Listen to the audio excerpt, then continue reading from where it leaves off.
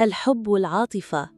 يا حمل، نارك مولعة الشهر ده، ومش هتعرف تخبي مشاعرك حتى لو حاولت. لو مرتبط، العلاقة محتاجة منك مجهود أكبر علشان ترجع الحماس اللي ضاع الفترة اللي فاتت. موقف معين هيختبر ولائك وصبرك، ورد فعلك هو اللي هيحدد مصير العلاقة. لو سنجل، شخص جديد هيدخل حياتك بطريقة مفاجئة جداً، يمكن في مكان أو موقف ما كنت متوقعه.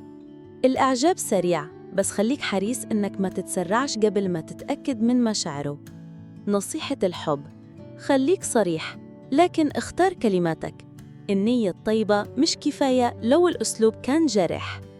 الشغل والوظيفة. أغسطس هو شهر الحركة والإنجاز. لو قعدت مكانك هتضيع منك فرص كبيرة. في احتمال عرض ترقية أو مشروع جديد هيتطلب منك شجاعة ومهارة. لو بتشتغل حر، السوق مفتوح قدامك، بس لازم تكون مستعد تاخد مخاطر محسوبة. أيام القوة المهنية: 4، 12، 20، 26 أغسطس. أيام الحظر: 8، 14، 23. الفلوس والجانب المادي. في تحسن ملحوظ خصوصاً في النصف الثاني من الشهر. ممكن توصلك أرباح أو مكافأة أو حتى فلوس من شغل إضافي، لكن انتبه للمصاريف غير المخططة خصوصاً في بداية الشهر.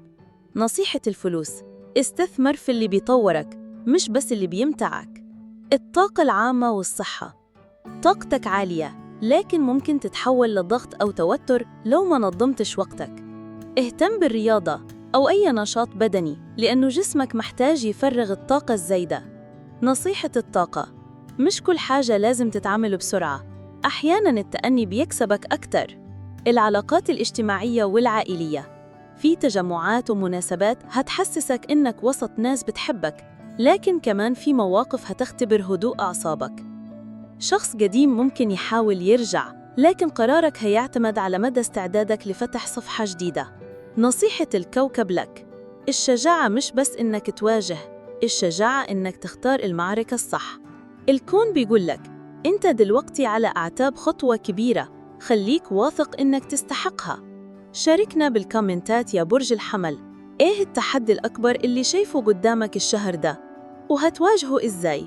اشترك في قناة هيروسكوب وفعل الجرس علشان توصلك باقي الأبراج أول بأول.